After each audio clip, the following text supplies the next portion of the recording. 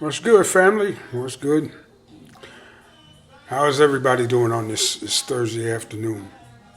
All right, by now I'm sure everybody heard about what happened at the U.S. Capitol yesterday. How the white boys went in there and tore the place up and disrupted the proceedings, raised that insurrection. All that motherfucking hell they raised yesterday.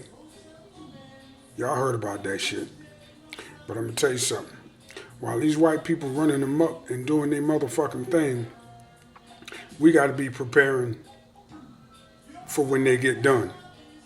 While they do carrying out all of this madness, we got to be preparing for when they get done. I mean, because if it's been said 1,000 times, I'm gonna make it 1,001. If them was us out there, we wouldn't have got nowhere close to the U.S. Capitol building. And the cops was complicit. It's a whole, I mean, even the way the news media was telling the story yesterday, you know what I mean, softened it up. Even the way they were reporting it softened it up yesterday, because I sat there and listened. They went all out their way to keep from calling them motherfuckers rioters and terrorists. I didn't hear the word terrorist coming out of anybody's mouth until today. But everybody was complicit in that shit. From Trump to the police to members of Congress. But yeah, we already knew how corrupt they were. We've been trying to tell people all over the world that this is what we was living under in the United States. We as black Americans, ADOS Americans. Now I say ADOS Americans because I was in a conversation with somebody yesterday and who's doing very well, since coming here from the Caribbean 8 years ago. And they laughing and he-heeing and ha-haing at what's going on TV talking about, America deserve what it get, blah, blah, blah. That may very well be, but you doing all right here coming from the Caribbean, and you voluntarily became a U.S. citizen when you didn't have to. So that's why ADOS is a separate group. That's what we mean when we say we were brought here on slave ships. We're a separate groups. We're the ones who taken a beating from this white supremacist society that we live in. And when people come from other parts of the world, like the Caribbean, they can't believe that it's as bad as we say it is. Now they're seeing just what we were talking about. Just how nasty and racist this country is. Now, my personal opinion now, just sitting here talking to this camera, I believe, that this action yesterday is a culmination or an accumulation or stems from, at least, the election of President Obama. I mean, because, United States always, since its inception, been a racist country, but the shit that's happening lately is stemming from the election of President Obama. They are so mad that America elected a black president until they went overboard with their motherfucking white president, with the individual they elected after, a white extremist, motherfucking bigot from New York City named Donald Trump. And went as far right as they could. And he's trying to burn the place down. He so don't want to be outdone by the two-term black president until he refusing to leave office. And he got motherfuckers all turned up, and he gonna burn the place down on his way out. It's like, didn't George Bush try to burn the motherfucker down, crash the economy on his way out?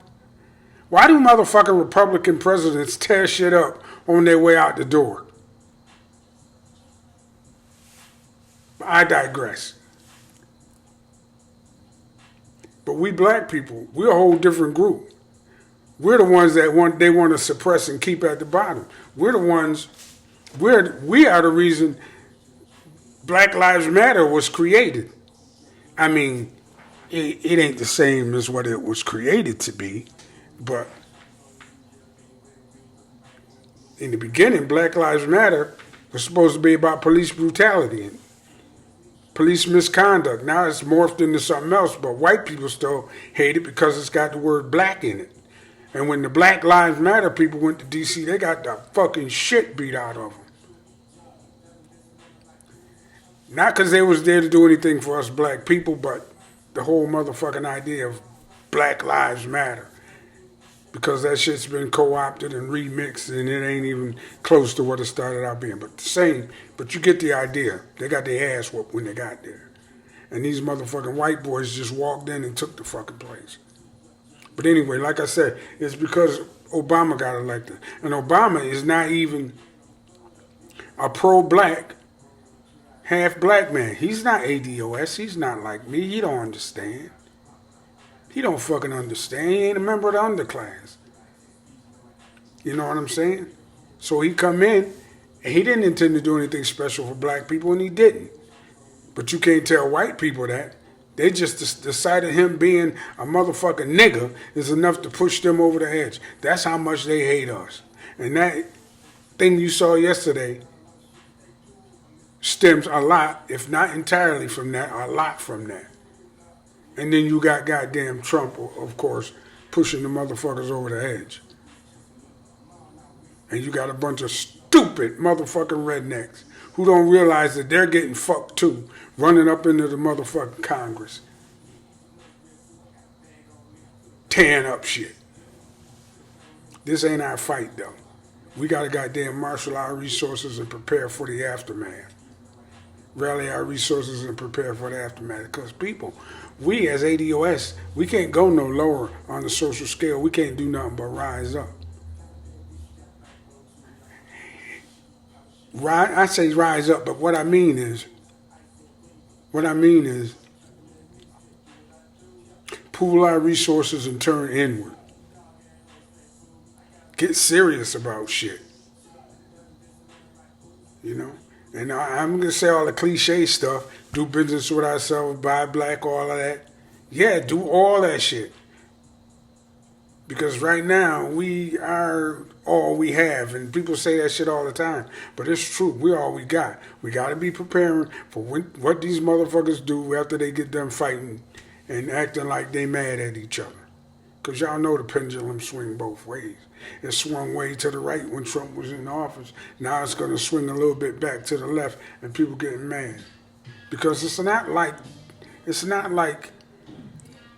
Joe Biden and Kamala Harris going to change Trump policies. They're not. There's a few things that they're going to change. They'll probably re-sign the Iran nuclear deal and maybe get back in the Paris climate change agreement thing. But they're not going to stop no wars. They're not going to fucking stop American imperialism. They're not going to cut the military-industrial complex. They're not going to do that. They're not going to fucking socialize medicine. They're not going to give nobody free college. And they're not going to fucking sign off on our reparations. They're not. Not Joe Biden and Kamala Harris. So what these white boys is mad about is the fact that they might not be able to persecute niggas no more. I guess. But yeah, people from other parts of the world don't understand that, to get back to that point. People don't understand. Black people from other parts of the world are just starting to realize that what we was telling them been true. Maybe they started picking up on it when he said, talked about the shithole countries. He was talking about where the fuck they come from. They knew it was a shithole. That's why they got the fuck up out of there themselves. But I digress on that point because I don't really consider African countries shithole countries. I just think that a lot of the people that make it over here are having a rude fucking awakening. So there's that. ADOS, we've been in the belly of the beast for a long time. So we see white people fight each other all the time. They're the most violent motherfuckers here. Remember back when he first got elected and they were supposed to be going after the black identity extremists? Because motherfuckers was getting woke. Then they started taking motherfuckers' YouTube channels down and silencing people and trying to neutralize people and putting motherfucking agent provocateurs out there like Tariq Nasheed to sell us motherfucking snake oil and shit like that.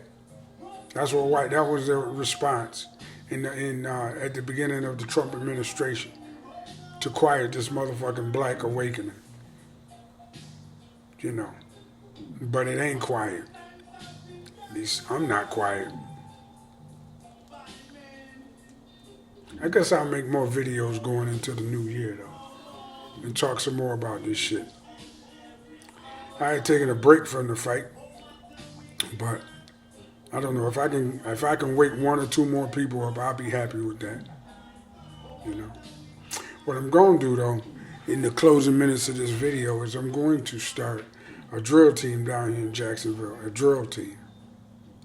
And I'm going to get me some kids, some high school kids, and I'm going to put together me a Liberators style drill team. A Liberator style drill team.